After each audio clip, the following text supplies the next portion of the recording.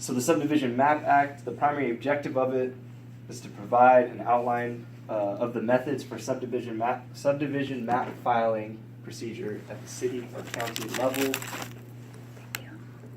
So this act had two major objectives: to permit local governments to enact subdivision ordinances, making the subdivision engineer's map conform to the community's master plan in such areas as lot design, street patterns, drainage, and sewers.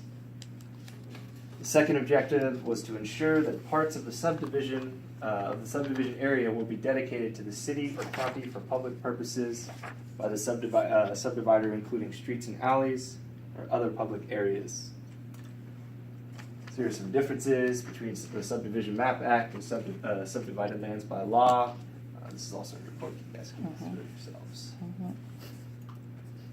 The Subdivided Lands Act, the basic objective is to protect the purchasers of property in new subdivisions and from fraud, misrepresentation, or deceit in the marketing of the subdivided lots, parcels, condominiums, or other undivided property interests in the state of California. Prohibits the sale of any subdivided unit of property unless the real estate commissioner has issued a public report on the subdivision. So the public report of consumer information, it's a formal disclosure report of the important facts about a subdivision. I'm sure so many people read that. It is not a recommendation, pro or con. It simply states the facts. There may be two public reports. So a preliminary public report, which is pink. I love how they used pink font there. A tentative public report that must be given to each prospective purchaser. And then a final public report, which is white. The real estate commissioner's final subdivision public report. It's the official report, and the buyer must receive a copy. So public report receipts. A buyer must sign a receipt stating that he or she has read the report when he or she receives copies of either pink or white public reports.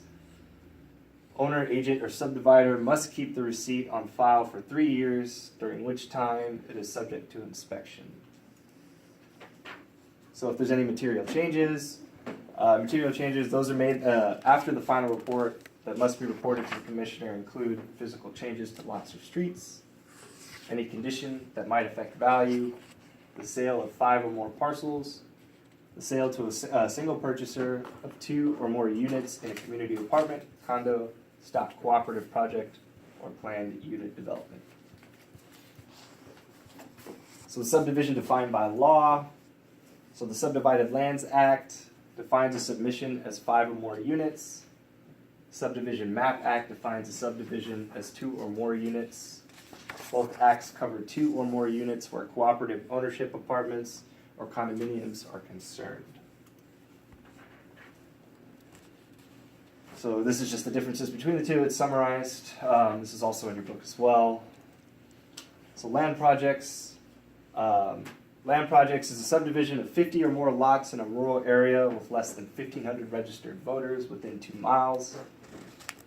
And as you can see, it's not that common. Any contract to buy or lease property in a land project can be rescinded without cause through written choice delivered before midnight on the 14th day after the contract is signed.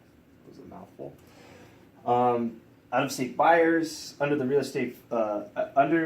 Federal Interstate Land Sales Full Disclosure Act, such sales are subject to special registration and control. A contract for the purchase or lease of a lot of this kind is voidable at the option of the buyer if the contract is made without prior inspection of the site. The buyer has 7 days after receiving the public report to rescind the contract. So common interest developments. It's a project where there are common areas used by all, accepting separate interests for the use of individual living units and managed by a nonprofit association. So planned development is a subdivision where lots are owned separately, but certain areas are owned in common by all owners. Common area, that part of a lot or unit in a subdivision that is shared equally by all owners. And an undivided interest is the right of any owner to use any part of the project. So community apartment projects, 2 or more apartments defined as a subdivision where the operation, maintenance, and control is usually exercised by a governing board elected by the owners of the fractional interests. Each buyer holds title as a tenant in common with all the other owners. There's no separate deed. Each has the right to occupy one specific unit. There's one property tax bill for the entire project. So condominium, I'm sure you guys have heard of these before. Ownership of land and buildings in common with the other owners, plus the individual ownership of specific airspaces. So common areas are managed by an elected board, fee simple ownership of individual units, including a separate deed and a property tax bill for each owner. Time sharing, I'm sure you guys have heard of timeshares, and maybe some of you actually own some. As a form of ownership where each investor holds a share in a specific unit or home and possesses the right to occupy that home for a specified period each year. So this is just a summarized version of what it is. So a stock cooperative is a corporation which is formed to own the land and improve real property. So there's no separate deed or tax bill. The buyer owns a share in the corporation, given the right to possess a specific unit, and the right to occupy can only be transferred the share of stock. So subdivision advertising is guidelines for subdividers in advertising and promotions have been developed by the Bureau of Real Estate. The pamphlet includes filing procedures, requirements, and prohibitions on advertising. Since misleading advertising is watched very carefully, it is now a requirement that the public report must be given to each advertising media selected by the subdivider. So environmental laws. So the environmental impact report is a study of how a subdivision will affect the ecology of its surroundings. It's often required by local authorities, before local authorities, will approve the subdivision map. So the Coastal Commission was established by Proposition 20. It sets standards for construction to preserve the California coast.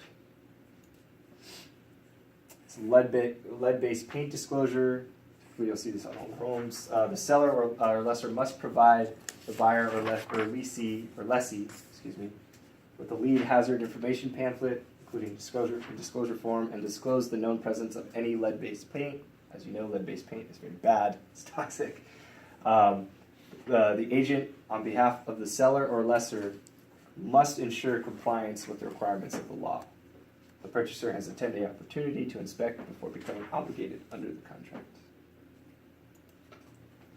So geological hazard zones. Any person buying within one of the designated geological hazards, such as earthquake faults, must be informed by either the seller or real estate agent. So that, I can't even pronounce that. You guys want to help me here? Alquist Priolo, right? Okay, Special Studies Zones Act. The purpose is to assist governmental jurisdictions in the exercise of their responsibility to prohibit the development of structures for human occupancy on top of active earthquake faults as defined by the state geological survey maps. I don't know how they decided to build Los Angeles, but anyway. So the Planning Commission, I actually heard that all the buildings in downtown Los Angeles, they were built on top of tracks. So if there was an earthquake, the buildings would sway back. It would prevent from them either tilting or falling. They still do that. Our building in Fresno has. Really? Long rollers, yeah. Mm-hmm. Do you ever feel it? Is it noticeable? Yes, you do. And a lot. Wow. It actually feels worse than the actual earthquake. Wow. Because it continues after the earthquake stops. It continues to roll. Wow. Until it finally just. Mm-hmm. That's crazy. It's awful. So the Planning Commission, its primary responsibility is to prepare and adopt comprehensive long-term general plans for the physical development of its area. It makes predictions to guarantee that today's residential, commercial, and industrial areas will not collide in the future. So a master plan is a comprehensive guide through which zoning establishes an ideal plan for the city's development in the future. So each California city and county must have a master plan. I'm not sure if it's public record. I wouldn't be surprised if it was. So, but the master plan includes provisions for land use, traffic patterns, housing at all income levels, environmental concerns, open space, pollution problems, and police safety from fire and earthquake hazards. So zoning. So zoning laws are used to regulate the use of property by prescribing what uses that land can be put to, or what uses that land could be put to. Sorry. Ugh. And by establishing uniformity throughout the community, that operate under police power of local government, and they're designed to protect the health, safety, comfort, and general welfare of the community. At least we hope. That's that's their purpose. Zoning sets the standards for location and type of buildings, height and number of stories, overall size of structures, percentage of lot occupied by structures, setback required by from front, back, and sides. So symbols, very greatly, but some common ones include A for agriculture, C for commercial, M for manufacturing, D for parking lots and parks, R1 for single family dwelling, R2 for 2 dwelling units, R3 for multiple unit dwellings, so those would be apartments, condos, etc. R4, R5 for larger multiple unit dwellings. So zoning regulation. So changes can only occur after they've been given public notice of any proposal, calling a public hearing, where interested people may voice their opinions, adoption or rejection of a zoning regulation by a commission vote. So spot zoning is a small area which is zoned differently than the surrounding area, so this would include service stations and convenience stores. So non-conforming use is a property that is not used according to the current zoning, but which existed legally before zoning changes were enacted. An apartment with 1 parking space per unit, where zoning changes require 2 parking spaces per unit, is allowed to continue use under the old zoning if the structure is already built and the property is established. There is a new trend toward insisting on conformity after a reasonable period of time. So variance is an exception to the existing zoning regulations in cases of special need or circumstances, which might create serious hardship for property owners. So a conditional use permit is an exception to the current zoning regulation for the public welfare or benefit, not based on hardship, as is variance. So housing and building and health laws, often enforced on the local level, but minimum standards are enacted by the state. So state housing law sets the minimum construction and occupancy requirements. Local building codes are the basic minimum construction standards enforced by local inspectors. So a building permit is an approved building application that includes plans, specifications, and a plot plan. So government financing requirements. So minimum property requirements, rather restrictive standards required by government loan programs, FHA, VA, Govt. Once we get into finance, for those of you who didn't take it, we'll get into that a little bit more in detail, the difference between FHA, VA, and Govt. Before loan approval. So the factory-built housing law. The state law applies to prefabricated homes with inspections in the factory and on site. So one manufactured housing must be built to California Department of Housing standards, both with axles and wheels for mobility. New manufactured homes are sold only by licensed manufactured home dealers. After they are registered for more than a year, they can be sold by real estate agents. It's interesting. Yeah. Real estate salespeople can also sell, lease, or finance manufactured homes as soon as they have been transformed into real property, so wheels removed, placed on a foundation, and have a building permit. So contractor's state license law protects the public against incompetent building contractors, thank the heavens. Construction may only be performed by persons licensed by the state, except for construction done on one's own residence. That makes sense because that's their property. Applicants for general contractor and subcontractors must meet experience requirements and pass a written exam. So health and sanitation laws, state and local laws requiring local inspection and controls on builders and businesses. We're all pretty familiar with these. So eminent domain. Eminent domain is the right of the government to take private property from a landowner for the public good.